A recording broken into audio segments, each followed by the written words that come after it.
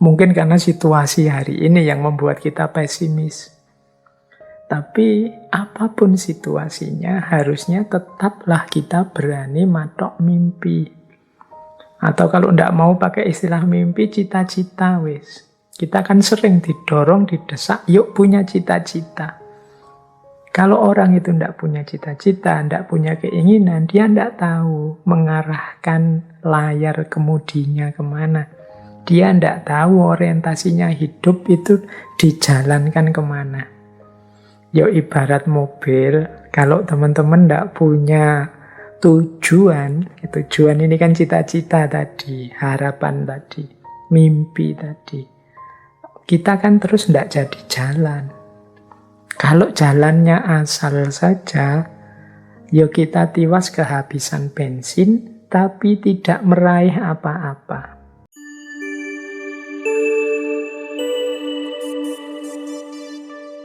Assalamualaikum warahmatullahi wabarakatuh. Bismillahirrahmanirrahim. Alhamdulillahirabbil alamin. Wa bihi nasta'inu ala umurid dunya waddin. Allahumma sholli wa sallim wa barik ala habibina wa syafi'ina sayyidina wa maulana Muhammadin wa ala alihi wa ashabihi wa man tabi'ahum bi ihsanin ila yaumiddin. Amma ba'du. Bismillah teman-teman, kita lanjutkan lagi ya ngaji filsafat kita. Malam hari ini kita masih ada di tema mengenali diri, memahami jati diri kita. Semoga teman-teman semua masih siap dan mau untuk istiqomah, nambah ilmu, nambah wawasan. Malam hari ini kita akan masuk ke tema selanjutnya. Sebenarnya melanjutkan pembahasan kita minggu yang lalu. Kalau minggu yang lalu kita membahas tentang identitas, menjawab secara lugas pertanyaan siapa aku. Malam hari ini kita akan membahas tentang mimpi. Mohon tidak disalahpahami, meskipun mungkin nanti di awal-awal saya jelaskan beberapa filosofi mimpi, tapi sebenarnya tema mimpi yang kita angkat pada bulan ini itu mimpi yang sifatnya harapan hidup setiap orang. Ada yang saya kutip lagi ini dari seorang filosof timur, dari Tiongkok, Zhuangzi. Ini tokoh ini pernah juga kita bahas di ngaji filsafat, saya lupa sesi keberapa dulu Zhuangzi ini. Jadi dia punya satu kalimat yang menarik tentang mimpi ini. Jadi dia cerita begini, satu ketika saya bermimpi, aku adalah seekor kupu-kupu yang terbang berkeliling di langit, di angkasa. Kemudian aku bangun. Jadi dia mimpi jadi kupu-kupu yang terbang ke sana kemari. Senang sekali bisa terbang kemana-mana. Nah kemudian dia bangun. Nah saat bangun itu dia terus bertanya pada dirinya, sebenarnya aku ini manusia yang bangun ini sekarang, itu manusia yang bermimpi jadi kupu-kupu, ataukah aku ini sebenarnya kupu-kupu yang bermimpi jadi manusia? Tadi kan waktu mimpi jadi kupu-kupu kan tiba-tiba saja terus jadi kupu-kupu, kemudian terbang ke sana kemari, dengan seolah-olah mimpinya ya kupu-kupu itu. Tapi kemudian bangun dengan kesadaran sebagai manusia. Nah, ini yang lebih mimpi yang mana? Nah, itu pertanyaannya. Logikanya sama dengan para sufi tadi. hidup sekarang di dunia ini dengan hidup nanti, itu mana yang lebih sejati? Wong dua-duanya ketika kita mengalami, yo kita meresponnya yo sama seriusnya. Nah, maka di quotes-nya Zhuangzi itu dia bertanya, ini aku yang mimpi jadi kupu-kupu atau kupu-kupu yang mimpi jadi aku? Loh, meskipun aku mimpi jadi kupu-kupu atau kupu-kupu yang mimpi jadi aku, itu kan rasanya sama. Jadi, begitu aku mimpi jadi kupu-kupu, ya akunya hilang kan, yang ada kupu-kupunya dalam mimpi. Aku merasa aku ini kupu-kupu. Sebaliknya juga begitu, kupu-kupu yang mimpi jadi aku, jadi manusia, itu ya kupu-kupunya hilang, wong sekarang mimpi jadi manusia. Dia merasa dirinya yang sejati ya manusia.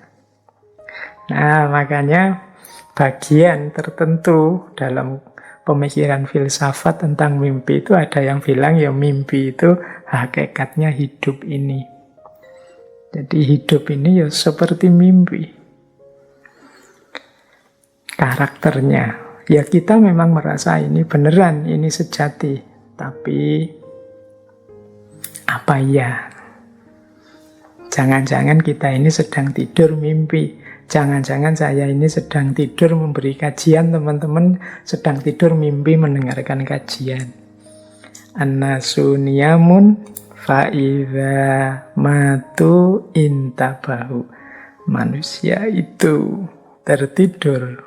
Baru nanti kalau mereka bangun, mereka mati, mereka terbangun, sadar di titik mana hidup yang sejati. Nah, ini boleh kapan-kapan ya kita perdalam lagi tentang karakter ilusifnya hidup ini. Beberapa tradisi timur itu banyak yang punya pandangan hidup ini tidak nyata, hidup ini isinya kekosongan saja. Tidak ada yang sejati. Oke, menarik kalau teman-teman tarik lagi. Itu kita mungkin masih ingat ya teman-teman, dulu kita pernah belajar tentang bapaknya filsafat modern, René Descartes. Beliau ini juga punya pandangan tertentu tentang filsafat mimpi. Kapan-kapan kita bahas. Tapi kalau René Descartes ini disebut bapaknya filsafat modern, sebenarnya filsafat modern itu berarti berhutang pada mimpi. Karena René Descartes ini bertekad untuk jadi filosof, bertekad untuk serius mencari ilmu dengan jargon yang populer sekali, aku berpikir maka aku ada, itu setelah mimpi. Jadi René Descartes itu, beliau ini sebenarnya kan memang dikenal sebagai orang pintar, memang cuma suka tidur. Jadi beliau ini kalau tidur ya awal malam, nanti bangunnya bisa jam 12 siang. Jadi sukanya memang beliau ini tidur. Nah, satu ketika di musim dingin, saat ini René Descartes itu masih muda, sekitar tahun 16-19 lah, tanggal 10 November. Ini René Descartes ini saat itu sedang jadi anggota pasukan sukarela Bavarian. Karena setelah beliau tinggal di Belanda, beliau tidak kerasan terus ikut pasukan sukarela. Meskipun tidak jelas sebenarnya beliau juga merasa tidak ngerti kenapa ada perang, ini perang melawan siapa, alasannya apa. Tujuannya nambah wawasan saja dari beliau jajal ikut sebagai anggota pasukan sukarela perang.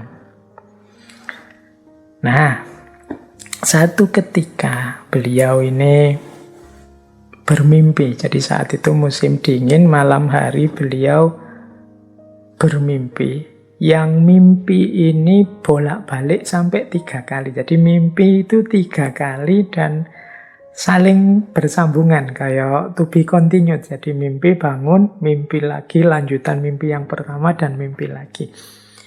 Jadi mimpi yang pertama itu beliau mimpi kena angin puting beliung. Sampai terlempar keluar. Jadi ceritanya beliau ada di dalam gereja, datang angin puting beliung, beliau terlempar keluar gereja dan jatuh ke tengah banyak orang. Ini mimpi pertama.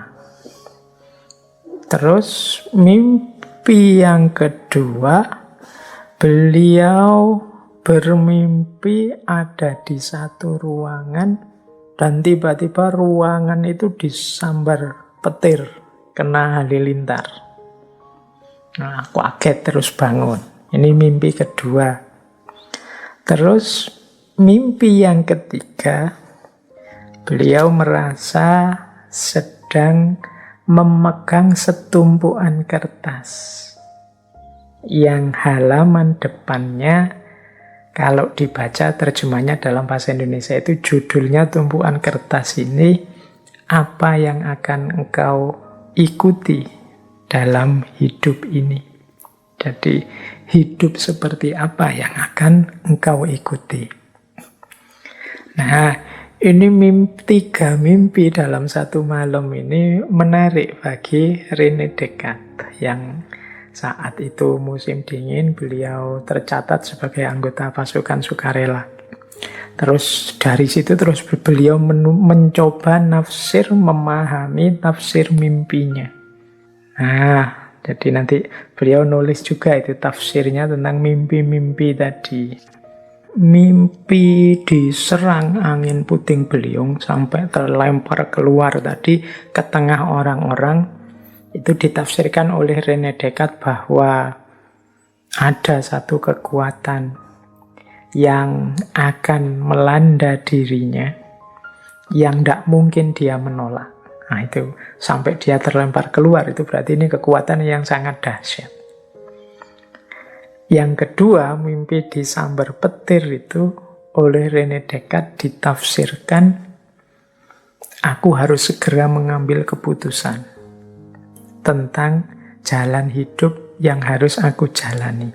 Jangan sampai telat, karena kalau telat bisa terkena sambaran petir. Kemudian mimpinya yang ketiga, kok membawa kertas, ada tulisannya hidup macam apa yang akan engkau ikuti. Oleh René Descartes ditafsirkan, oh berarti tujuanku, targetku adalah ilmu pengetahuan, setelah ini filsafat. Nah, jadi 3 rangkaian mimpi itu oleh René Descartes ditafsirkan ada kekuatan luar biasa yang mengharuskan aku keluar dari ruangku saat ini dan aku harus segera mengambil keputusan, dan ternyata arah yang harus aku tuju adalah filsafat dan ilmu pengetahuan. Dari situlah nanti René Descartes mulai geser ke filsafat-filsafat, termasuk dengan satu istilah dari yang beliau yang masyhur sekali itu kan cogito ergo sum. Aku berpikir maka aku ada. Loh, ternyata lahirnya filsafat juga diawali dari mimpi. Baik. Wah, ini banyak, tidak apa-apa ya dongeng kesana kemari. Nanti dipuncai dengan mimpi yang dari aspek motivasional tadi.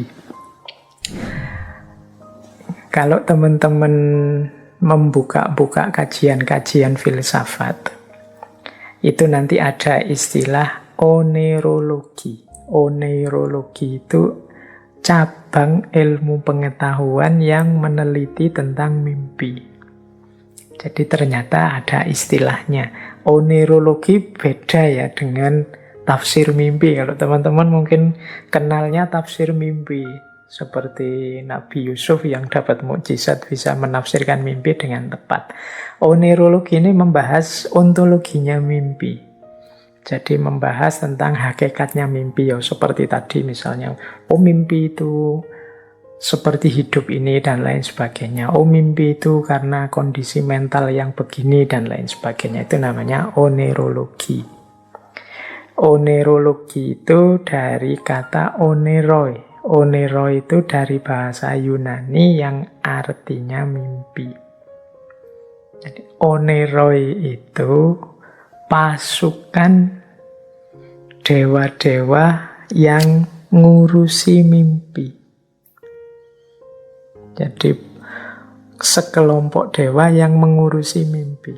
Onera itu artinya memang mimpi. Jumlahnya 999. Makanya mimpi itu bisa macam-macam. Dewanya saja 999. Dari 999 ini yang paling masyhur ada 3. Yaitu Morpheus, kemudian Ikelos, dan Phantasos. Morpheus itu yang bisa berubah jadi manusia terus masuk dalam mimpinya orang. Kalau Ikelos itu bisa berubah jadi hewan-hewan. Kalau Phantasos itu bisa berubah menjadi objek-objek alam. Ini 3 yang paling terkenal. Nah, 999 Oneiroi, dewa mimpi, itu putranya Hypnos. Dewa Hypnos. Nah, teman-teman kenal istilah hipnotis ya. Hypnos itu artinya dewa yang menguasai tidur. Jadi Hypnos itu tidur. Ya orang-orang kalau pasti hipnotis kan terus seperti orang ditidurkan. Karena memang dewanya dewa Hypnos. Dewa Hypnos itu dewa yang menguasai tidur. Nanti menarik kalau di Yunani dewa Hypnos ini punya kembaran. Kembarannya dewa Thanatos. Kalau dewa Thanatos itu dewa kematian. Nah, dewa Hypnos, dewa Thanatos itu putranya Dewi Nyx. Dewi Nyx ini dewi malam. Ini istilah-istilahnya mungkin teman-teman akrab, cuma ini memang terinspirasi dari nama dewa-dewa Yunani. Ilmunya namanya oneirologi. Baik, ya kita tidak mendalam di sini, wong nanti arahnya terakhir kan bukan mimpi yang mimpi ini, tapi mimpi yang aspek bagaimana membentuk dan mengembangkan diri. Dan pembahasan tentang mimpi ini ya sejauh yang saya tahu ada di semua horizon sosial, di semua horizon budaya. Tiba-tiba saya ingat kalau dalam budaya Jawa misalnya, itu ada persepsi dan filosofi khusus tentang mimpi ini. Misalnya orang Jawa itu membagi mimpi itu dalam kategori waktu. Jadi kalau di Jawa ada istilah yang berhubungan dengan mimpi, yaitu titiyoni, gondoyoni, dan puspo tajem. Nah, ini membagi malam saat kita tidur dan bermimpi itu menjadi 3. Mimpi di waktu sepertiga malam pertama itu dikenal kalau dalam budaya Jawa namanya titiyoni. Kalau mimpi di sepertiga malam yang kedua disebut sebagai gondoyoni.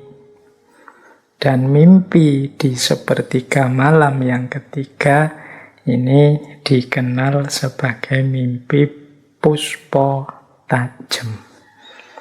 Nah, ini juga kontennya beda-beda. Kalau titiyoni yang di sepertiga malam yang pertama, ya mungkin sebut saja ini jam-jam 9 sampai jam 12. Ini mimpi yang sifatnya hanya bunga-bunga tidur saja. Mungkin sisa-sisa kesibukan pikiran kita sebelumnya. Ini namanya titiyoni. Mimpi di sepertiga malam yang pertama ini tidak harus terlalu dipikirkan, diambil hati, wong ini kembangnya orang tidur saja. Nanti ada mimpi di sepertiga malam kedua, namanya gondoyoni. Kalau ini sifatnya lebih dalam. Jadi mungkin kalau pakai bahasa psikologi ini mimpi yang isinya ekspresi emosi bawah sadar kita. Jadi mimpi ini mungkin menyimpulkan keinginan-keinginan kita yang terpendam, hasrat-hasrat kita yang tersembunyi. itu biasanya di sepertiga malam yang kedua. Jam 12 ke atas lah sampai jam-jam 3. Nah, nanti ada sepertiga malam yang terakhir. Jadi mungkin jam-jam 3 malam sampai menjelang subuh. Ini namanya puspo tajem. Nah, mimpi di sepertiga malam yang ketiga inilah yang bagi orang Jawa ini isinya petunjuk-petunjuk, isyarat-isyarat yang penuh makna. Jadi asal kita mampu membacanya, asal kita saat tidur juga dalam kondisi baik. Jadi tidur dalam kondisi baik itu ya misalnya kita tidur saat melakukan laku prihatin, puasa, kholwat, riyadhah, atau tidur diawali zikir dengan lahir batin kita bersih. Kemudian bukan tidur dalam rangka maksiat, dalam rangka iseng, dalam rangka dan lain sebagainya, tapi memang tidurnya itu tidurnya orang yang istirahat untuk melakukan ibadah, laku prihatin yang lebih baik di setelah nanti bangun tidur. Jadi tidur kalau dalam agama yang jenisnya ibadah. Nah itu kalau ada mimpi di sepertiga malam yang terakhir namanya puspo tajem bagi orang Jawa. Dan ini isinya isyarat-isyarat, petunjuk-petunjuk. Baik, berarti kalau yang tidak dalam kondisi seperti itu, ya mungkin saja dapat isyarat, tapi bukan isyarat yang sifatnya positif.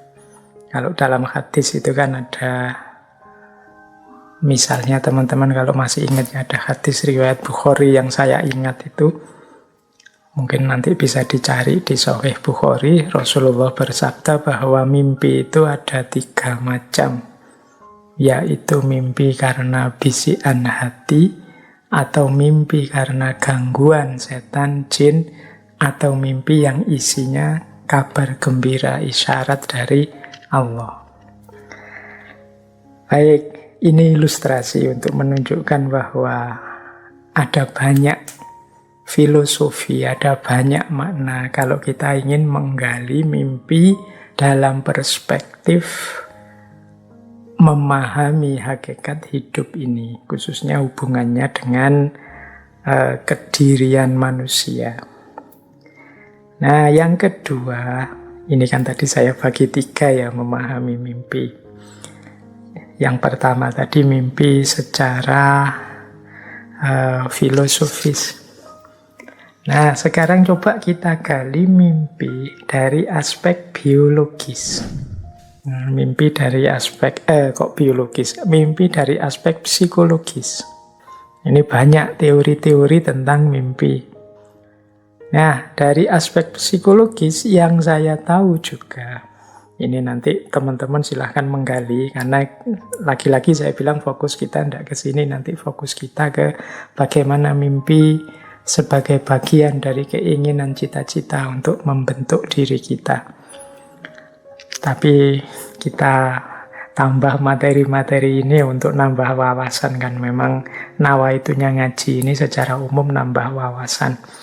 Ya kalau teman-teman yang tidak betah nunggu segera ke materi utamanya, ya nanti kalau sudah selesai kan bisa langsung dicucuk, diloncati, dipotong-potong, dicepetkan dan lain sebagainya. Teman-teman jauh lebih tahu tentang itu.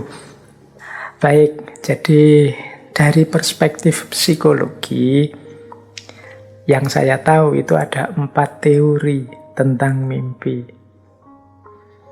Yang pertama jelas, ini teori yang paling terkenal dari filosof psikolog Sigmund Freud, yang dikenal sebagai Freud teori, teorinya Freud. Kemudian ada namanya activation synthesis theory. Kemudian ada namanya information processing theory. Kemudian ada neural housekeeping theory. 4 teori tentang mimpi. Kita belajar sebentar, barang 5 menit tentang 4 teori ini. Kalau teorinya Freud itu menganggap bahwa mimpi ini adalah cerminan dan desaan dari bawah sadar kita. Jadi kalau di Freud itu kan teman-teman mungkin masih ingat ya, membagi struktur kejiwaan manusia itu ada id, ada ego, dan ada super ego. Id ini yang sifatnya bawah sadar ini. Jadi apa sebenarnya itu keinginan kita, sebenarnya mungkin cita-cita, harapan kita tertentu, atau kegelisahan tertentu kita, atau pokoknya apa-apa yang di wilayah sadar kita singkirkan. Mungkin karena dianggap tidak pantas, mungkin kita karena menganggapnya kurang realistis, mungkin kita menganggapnya itu tidak sesuai dengan norma tatanan, mungkin kita menganggapnya nabrak aturan, dan lain sebagainya. Akhirnya kita eliminasi. Misalnya kita ingin sesuatu, tidak pantas saya kok ingin begini misalnya. Terus kita represi, kita singkirkan dari wilayah sadar, terus masuk ke bawah sadar. Nah, koleksi-koleksi bawah sadar ini seringkali muncul dalam mimpi. Nah, inilah teorinya Freud. Misalnya, teman-teman, contoh paling gampang ya. Teman-teman misalnya naksir pacarnya temannya. Jadi, diam-diam kok seneng ya sama pacarnya temannya. Tapi kan terus kita tahu, itu kan pacarnya temanku. Ndak boleh, ndak pantas. Mosok aku terus ngerebut miliknya teman misalnya. Itu kan kita sendiri merasa itu sesuatu yang ndak patut, sesuatu yang ndak pantas, sesuatu yang ndak boleh. Akhirnya kita represi. Loh, koleksi represi yang kita tekan ke bawah sadar ini sangat mungkin nanti keluarnya di mimpi. Karena dalam kondisi sadar kita ndak berani mengeluarkannya. Nah, ini teorinya Freud. Mungkin mimpi kita, mungkin kita lagi pacaran dengan pacarnya teman kita itu, atau ketemu, atau apa saja yang menyangkut tentang dia. Nah, ini koleksi bawah sadar. Atau mungkin di masa kecil kita pernah mengalami apa yang kita kecewa luar biasa misalnya. Itu mungkin keluar lagi dalam mimpi. Karena dalam dunia nyata kita mati-matian melupakan, tidak ingin ngangkat. Dalam saat sadar kita tidak ingin memunculkan itu. Ya nanti munculnya dalam mimpi. Jadi mimpi ini kalau dalam teorinya Freud berarti menjadi cerminan, menjadi gambaran dari keinginan-keinginan kita yang terrepresi.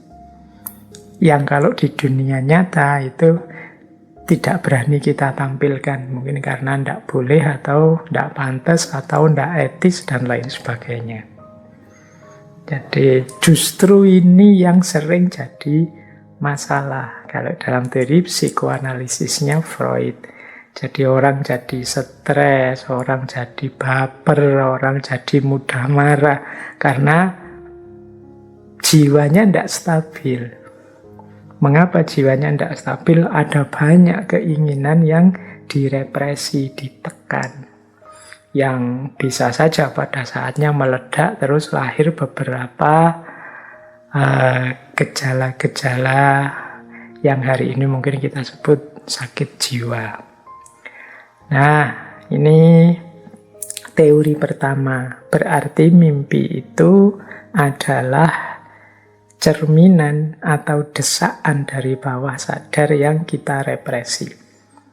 Makanya dalam teknik-teknik psikoanalisis itu kan selalu dicari teknik-teknik untuk menggali, membongkar, membersihkan isi-isi yang ada di bawah sadarnya seseorang. Biar tahu sebenarnya aslinya orang ini yang dia pikirkan apa, yang dia gelisahkan apa, itu sebagian besar adanya di bawah sadar. Nah, yang kedua ada activation synthesis theory. Di teori yang kedua ini, mimpi itu semacam aktivitas-aktivitas otak kita yang bekerja menafsirkan sinyal-sinyal yang ada, mungkin memori-memori yang terkumpul di dalamnya, dan dimainkan secara random, secara acak, karena kita sedang tidak sadar. Jadi akal kita yang menangkap sinyal-sinyal melalui otak secara acak. Jadi ini yang membuat kadang-kadang kalau teman-teman mimpi itu kan ada banyak sekali hal yang tidak masuk akal. Meskipun saat mimpi kita menyikapinya biasa-biasa saja. Itu biasanya data A nyampur dengan data B, data C nyampur dengan data D. Ini kerja otak secara acak saat kita tidak sadar. Jadi ketika otak kita menafsirkan sinyal-sinyal informasi yang mungkin tersisa, mungkin ada dari saat ketika kita sadar. Makanya kadang-kadang misalnya teman-teman mimpi padahal sekarang sedang di Jogja, kok ya cepet sekali tiba-tiba sampai rumahnya orang tua kita di Jawa Timur, apa di Sumatera, apa di Sulawesi, kok sekarang bisa ngobrol sama orang-orang yang jauh di sana misalnya. Itu kan informasi yang tidak nyambung. Jadi tiba-tiba saja kita kembali ke masa SD dengan situasi kita sekarang, ketemu teman-teman lama seolah-olah balik SD lagi dan lain sebagainya. Ini karena informasi-informasi yang tersimpan dalam otak kita ini tampil secara acak. Jadi namanya activation synthesis. Jadi terjadi pertemuan-pertemuan data yang kadang tidak karu-karuan. Jadi mungkin karena kita kangen sekali dengan masa-masa kecil, dalam mimpi muncul situasi seperti masa kecil, sementara kitanya sudah cara berpikirnya seperti kita sekarang. Nah, jadi di teori kedua ini mimpi itu ya ketika otak kita bekerja saat kita tidak sadar. Sehingga dia kerjanya ya random, kerjanya acak, menampilkan memori-memori yang tersimpan. Nah, ada lagi yang ketiga, teori namanya information processing theory. Nah, information processing theory ini punya asumsi bahwa mimpi itu terjadi ketika orang sedang, kalau pakai bahasa Jawa mungkin kepikiran, atau kemarin kita pakai istilah overthinking. Jadi kita gelisah sekali memikirkan sesuatu. Kita menghabiskan banyak daya, banyak tenaga, banyak waktu mikir tentang sesuatu itu. Dan pada gilirannya sesuatu itu akan muncul dalam mimpi. Jadi mimpi berperan sebagai semacam problem solving. Di saat sadar kita buntu. Tapi dalam mimpi ini data-data yang kita kumpulkan, yang kita alami ini ketemu ya dengan caranya sendiri. Jadi di level kedua ini semacam katarsis. Katarsis ini ya semacam memproses informasi-informasi untuk bisa lepas dari problem yang dialami. Kalau menurut teori yang ketiga ini, orang lebih mudah mimpi ketika dia stres, ketika dia banyak masalah. Teman-teman boleh ya direnungi kira-kira saya itu kalau pas kepikiran macam-macam banyak masalah, apa iya lebih sering mimpi dibandingkan kalau pas sedang puas, lega, tidak ada problem atau problem banyak yang terselesaikan. Nah, diasumsikan kalau pakai teori yang ketiga ini, orang itu biasanya kalau banyak mimpi itu kemungkinan ada banyak pikiran. Jadi ada banyak hal yang harus dia selesaikan. Nah, yang keempat ada neural housekeeping theory. Nah, kalau ini mimpi itu sifatnya untuk memelihara kewarasan, menjaga keseimbangan saraf-saraf otak. Jadi mimpi itu melepaskan ketegangan-ketegangan. Mimpi itu membersihkan file-file otak yang tidak penting-tidak penting. Mimpi itu memperkuat jaringan yang ada di saraf-saraf otak. Jadi ada fungsi pembersihan, ada fungsi penjagaan. Nah, itu mimpi. Jadi mimpi itu semacam menjaga keseimbangan yang ada di otak kita. Ini namanya neural housekeeping theory. Baik, ya ini untuk sekedar tahu saja teman-teman yang ingin mendalam boleh belajar psikologi. Tapi paling tidak inilah mimpi dalam perspektif psikologi.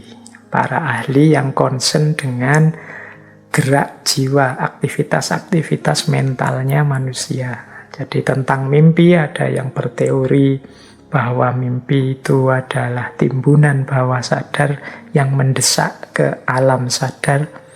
Ada yang bilang bahwa mimpi itu ketika otak kita bekerja, menafsirkan berbagai sinyal yang ada secara acak.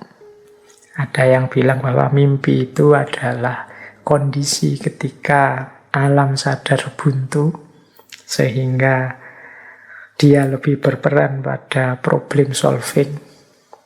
Dia berperan pada peredaan situasi saat kita stres.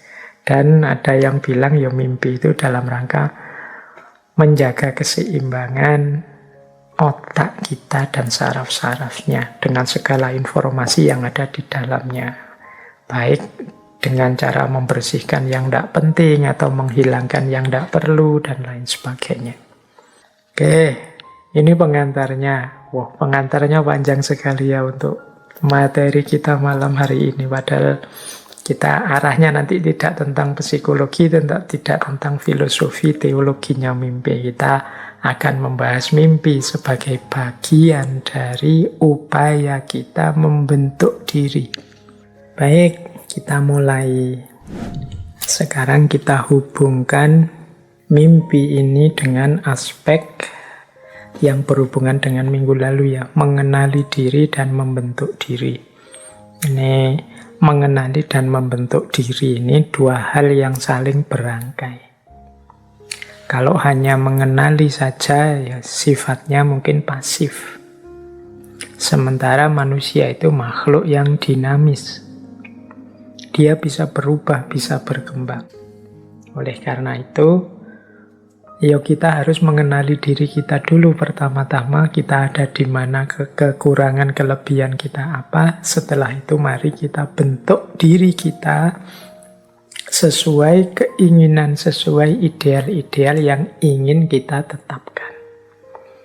Berarti apa? Memahami seseorang itu tidak hanya dari bagaimana dia sekarang, tapi juga bisa dari apa yang dia inginkan, apa yang dia harapkan, apa yang dia mimpikan.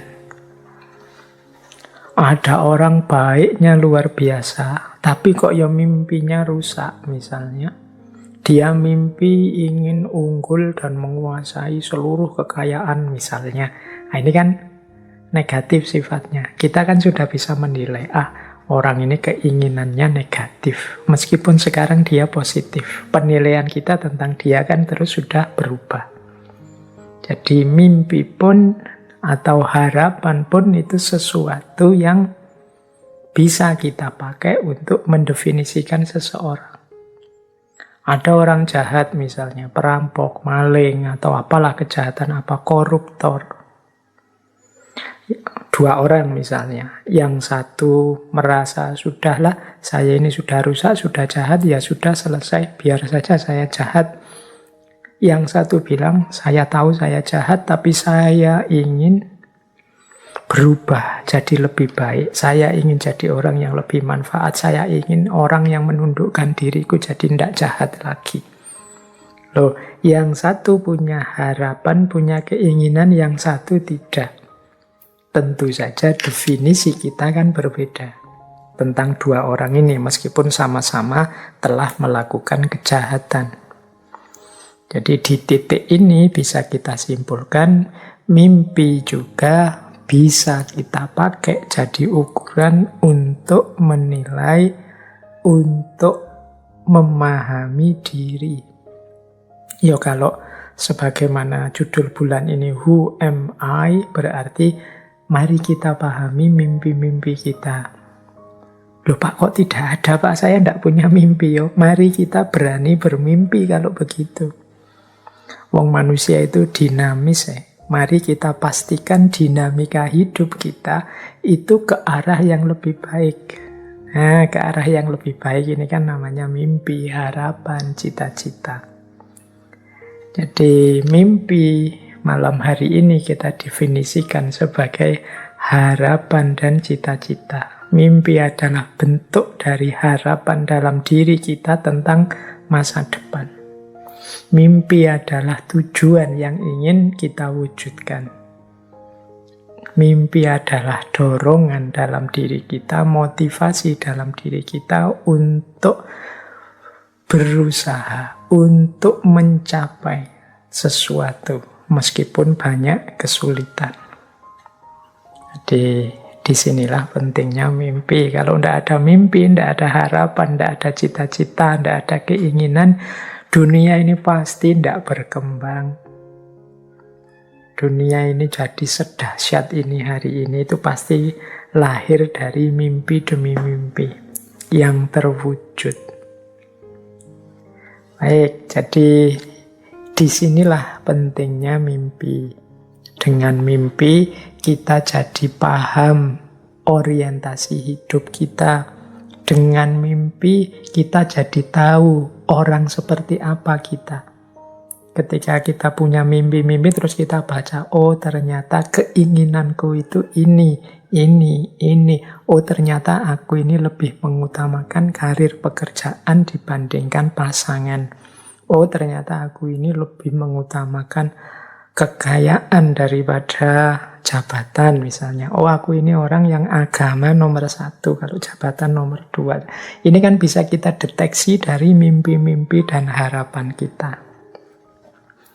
Sayangnya, ini sayangnya ya, banyak di antara kita yang tidak sadar dengan mimpinya atau tidak mau bermimpi.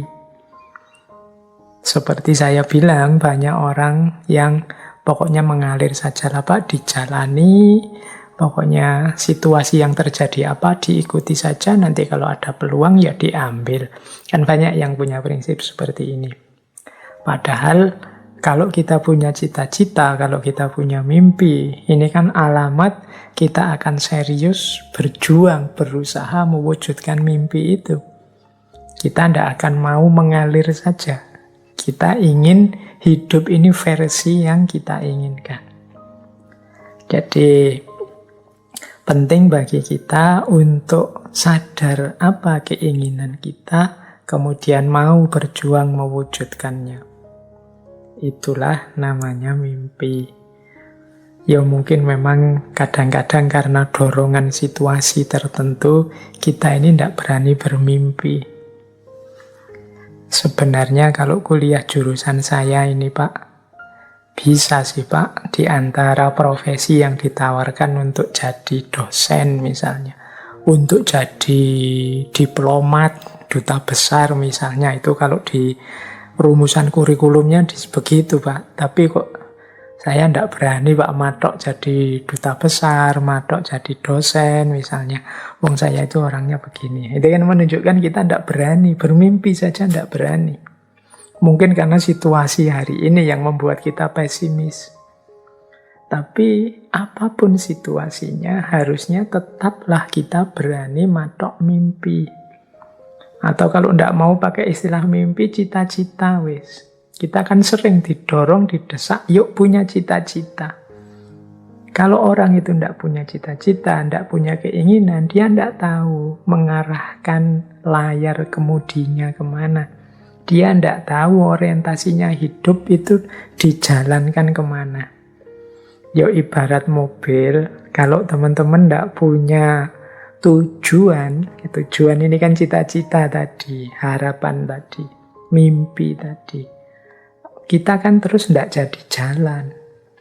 Kalau jalannya asal saja, ya kita tiwas kehabisan bensin, tapi tidak meraih apa-apa.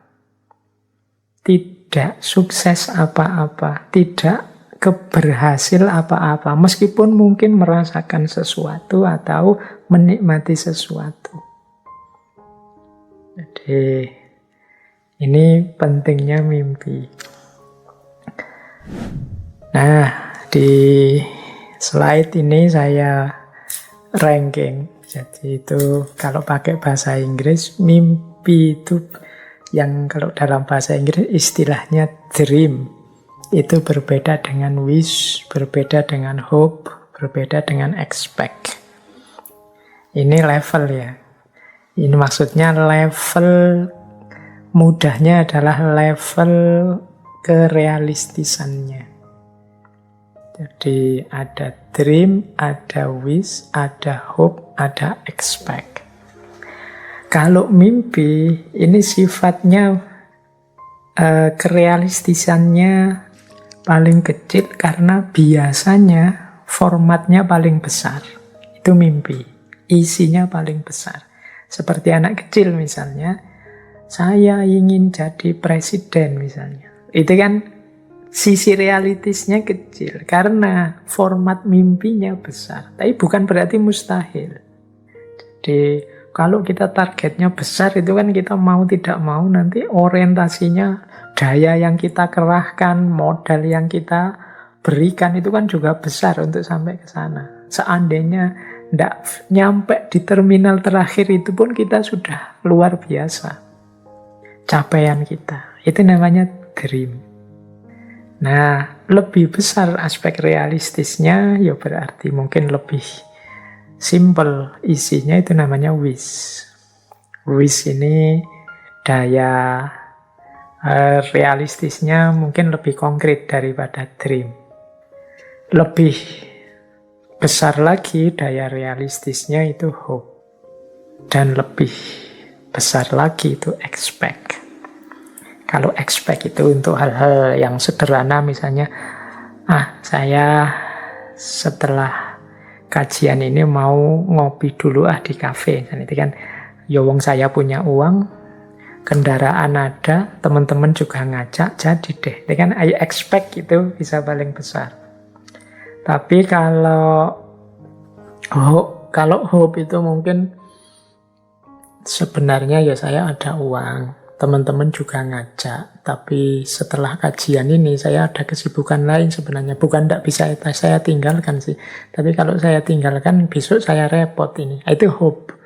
Segalanya terpenuhi tapi ada halangan. Semoga bisa. Nah, kalau wish itu mungkin setelah kajian ini saya pengen ngopi sih di kafe, tapi kok ya ndak ada temen yang ngajak. Uang juga tinggal sedikit sebenarnya. Berangkat sendiri khawatir malam-malam gini ya. Nanti kalau ada kelitih gimana misalnya. Itu wish. Nah, kalau dream itu misalnya kapan-kapan ya saya ingin ikut ngaji filsafat offline di sana bareng teman-teman. Setelah kajian saya ngopi asik misalnya. Rasanya. Sementara teman-teman yang punya niat seperti ini itu sedang tidak di Jogja atau mungkin malah di luar Jawa atau mungkin dari luar Indonesia yang ikuti kajian filsafat itu kan agak jauh orientasinya untuk bisa ngopi setelah ngaji filsafat misalnya. Nah, ini mungkin bisa levelnya dream. Jadi makanya tadi lebih kita definisikan dream itu ke arah cita-cita, harapan yang besar, harapan yang jauh, target jangka panjang. Yang kalau dibaca sekilas itu rasanya apa mungkin ya. Tapi kalau saya berjuang mungkin sajalah, itu masih dream mungkin. Kalau jalurmu benar nak, bisa kamu nanti jadi presiden misalnya. Itu levelnya masih dream. Dream itu bukan sesuatu yang mustahil, cuma memang butuh perjuangan panjang dan berat. Kita juga begitu, membentuk diri kita juga kan butuh perjuangan panjang dan perjuangan yang tidak ringan. Baik, ini untuk memahamkan saja skalanya. Jadi mudahnya begini loh. Kita merancang tujuan dalam hidup kita, merancang target-target, cita-cita itu ada kalanya jangka pendek yang segera bisa kita wujudkan, ada kalanya jangka menengah, ada kalanya jangka panjang. Tentu saja jangka panjang ini skopnya jauh lebih luas, lebih besar. Target-target besar. Kalau sekarang mahasiswa kemudian, Pak, saya cuma ingin lulus saja nanti tepat waktu. Nah, itu mungkin termasuk jangka pendek. Sekarang sudah semester 6 misalnya, lulus tepat waktu paling ya setahun setengah lagi pasti sudah bisa lah. Pak, saya ingin dapat istri yang solehah, saya ingin dapat istri yang bisa diajak kerja keras bareng-bareng misalnya. Ini mungkin semacam jangka menengah. Karena segera tidak bisa, tapi butuh proses panjang. Tapi juga tidak terlalu jauh. Wong sekarang teman-teman mungkin sudah lulus kuliah, sudah sedang cari-cari kerja. Ya mungkin 2, 3, 4 tahun lagi terpenuhi lah. Nah, misalnya terus, Pak, saya itu ingin punya kerjaan mapan di perusahaan level internasional yang kemudian di situ saya bisa mengabdikan keilmuan saya dan nanti bisa berbuat sesuatu untuk negara saya, Indonesia misalnya. Itu kan mimpi besar. Yang semacam ini bisa kita sebut dream. Jadi ini skala-skala keinginan kita. Yang penting juga kita rumuskan, kita tetapkan. Dalam rangka apa? Membentuk diri kita. Kita itu kan terbentuk sesuai apa yang kita rancang dan apa yang kita wujudkan dari rancangan itu tentang diri kita. Baik, kita lanjutkan ya. Nah, mimpi ya tetap akan jadi mimpi dan benar-benar akan berhenti sekedar mimpi kalau kita tidak menyambung mimpi itu dengan upaya-upaya untuk mewujudkannya. Maka ada istilah from dream to goal. Dari mimpi kita terjemahkan menjadi tujuan-tujuan hidup. Tujuan jangka pendek tadi, jangka menengah, juga jangka panjang. Nah, bagaimana sih cara kita untuk mewujudkan mimpi kita menjadi nyata dalam bentuk tujuan-tujuan yang konkret? Ini ada beberapa teori, beberapa konsep. Nah, malam hari ini kita belajar pelan-pelan saja tentang konsep bagaimana dari mimpi kita wujudkan menjadi tujuan-tujuan yang konkret dan nyata. Biar orang tidak hanya bilang, kalau begitu sih cuma mimpi biasa. Biar mimpi itu jadi kenyataan. Nah, ya tentu saja yang pertama syaratnya adalah kita tahu benar, paham benar mimpi kita itu apa. Seperti saya bilang tadi loh ya, banyak orang yang tidak punya mimpi, banyak orang yang tidak berani mimpi. Jadi mimpi saja tidak berani. Semoga teman-teman tidak termasuk orang yang semacam ini. Harus punya cita-cita. Harus punya mimpi. Orang yang tidak punya cita-cita itu mungkin karena dia tidak mampu membaca dan memahami diri dan lingkungannya, atau mungkin dia terdistraksi oleh banyak hal lain yang tidak penting. Maka penting ya teman-teman, kan sering saya sindir itu di berbagai kesempatan. Kadang-kadang kita itu kalah sama anak-anak TK, anak-anak SD. Anak-anak TK itu kalau ditanya jawabannya lebih tegas. Cita-citanya apa? Polisi. Cita-citanya apa? Bisnismen. Cita-citanya apa? Pilot. Cita-citanya apa? Jawabnya lebih tegas. SD masih lumayan tegas. Nanti SMP mulai agak ragu-ragu. Biasanya SMP itu karena terdistraksi macam-macam. Era-era SMP itu mungkin banyak nonton TV, nonton game, itu jadi pikirannya campur-campur. Termasuk saat menjadi siswa SMA, misalnya SMA itu juga masih mencari fokus-fokus, mencari idola-idola. Nah, mulai bisa berpikir lebih jernih, lebih luas mungkin zaman kuliah. Tapi begitu ngerti macam-macam zaman kuliah muncul ketakutan-ketakutan, ketidakpercayaan diri. Wah, iya sih dulu waktu kecil tegas sekali bilang pingin jadi pilot, pingin jadi polisi. Sekarang mulai pesimis. Apa ya bisa?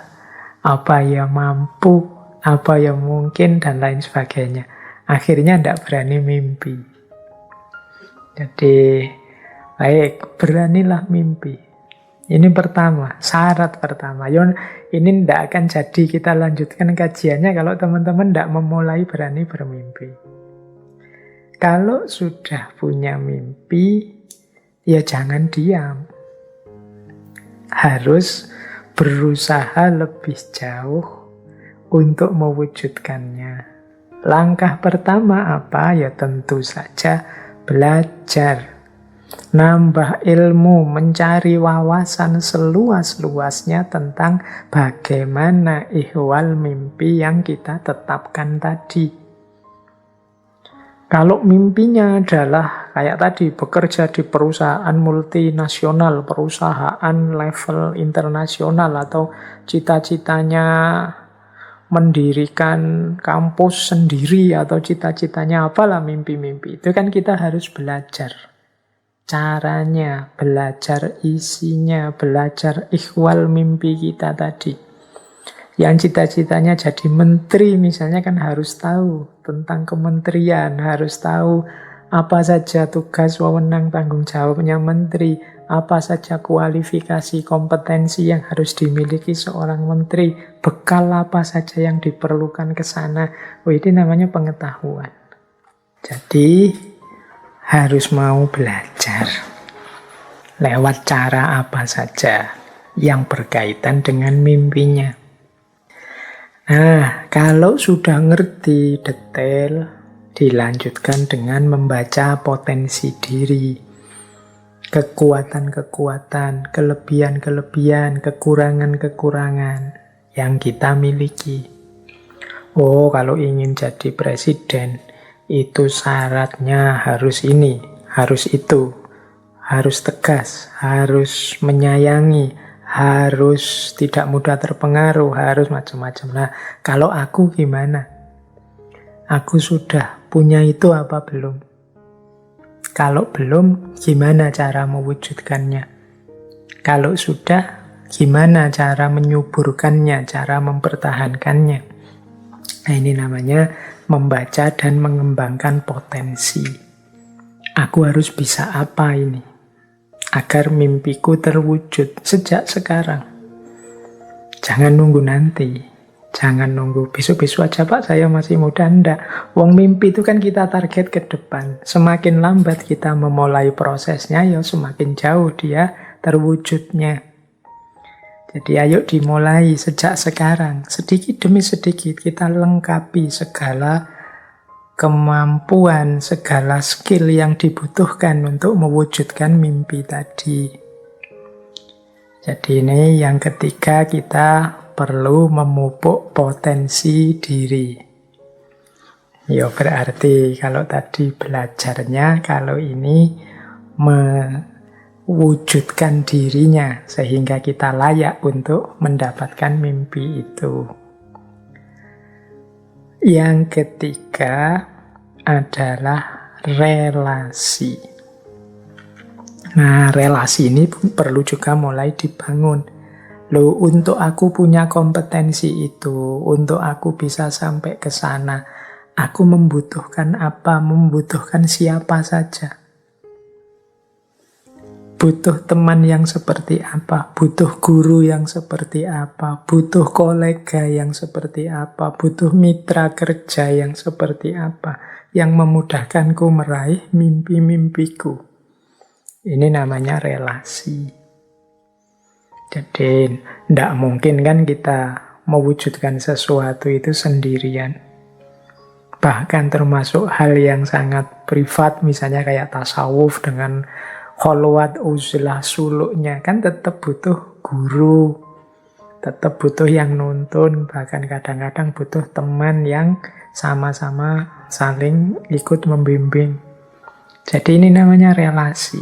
Apalagi hal-hal yang sifatnya keduniaan itu kita banyak butuh saling kerjasama, saling relasi. Penting. Jadi mungkin targetnya 20 tahun, 10 tahun lagi ya kita mulai menjalin relasi sekarang. Wah ini saya ini butuh orang yang ngerti hukum ini. Wah mulai cari teman-teman yang ngerti tentang hukum. Wah saya butuh yang ngerti tentang ini kalau profesiku menuntut kecanggihan aspek IT ini. Wah saya harus punya relasi yang ngerti IT karena belajar sendiri mungkin tidak nyampe. Sulit aku. Itu relasi namanya. Jadi kalau sudah ngerti potensi kita juga merancang relasi-relasi yang kita butuhkan, kita perlukan. Kemudian destinasi. Destinasi itu tahap demi tahap yang tujuan yang harus kita lewati. Ya, destinasi itu tujuannya. Oh, untuk bisa aku jadi nanti puncaknya presiden, itu kan pertama-tama aku harus, misalnya sekarang ya, jadi anggota partai. Setelah jadi anggota partai, atau ada sih jalur yang lain, jadi orang yang sangat berprestasi, sehingga dilirik partai-partai. Nah ini tak ambil yang mana dua jalur ini sesuai potensiku misalnya. Sebelum ke sana harus jadi punya pengalaman mungkin jadi kepala-kepala daerah dulu lah untuk anunya aja. Ini namanya target-target, destinasi-destinasi untuk cita-cita puncaknya jadi presiden misalnya. Nah itu kita juga merancang ke sana. Harus jelas tangga demi tangga yang akan kita lewati. Nah, terus jangan berhenti juga, langkah selanjutnya melakukan evaluasi-evaluasi. Jadi evaluasi itu sudah benar enggak sih? Wong saya tadi bilang wong manusia itu dinamis. Siapa tahu di tengah jalan kita harus ganti mimpi misalnya.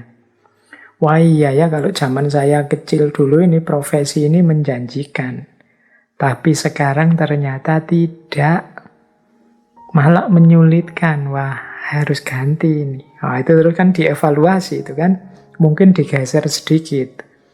Semula presiden, terus mungkin cita-citanya jadi sudahlah ketua MPR juga enggak apa-apa lah, berarti harus naik.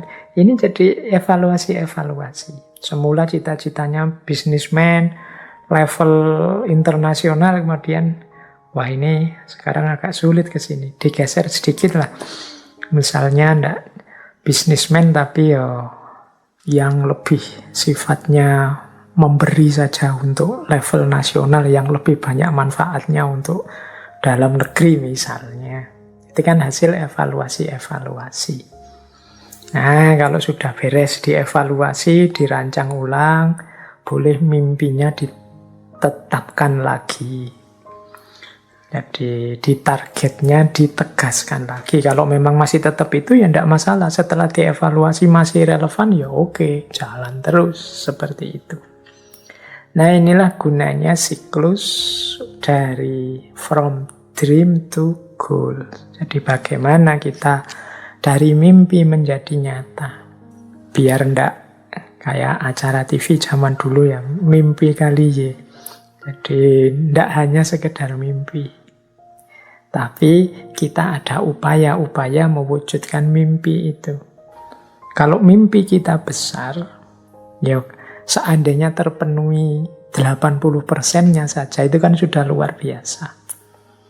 Makanya tadi saya bilang beranilah bermimpi besar, dan kalau kita berupaya sepenuh tenaga mewujudkan mimpi itu.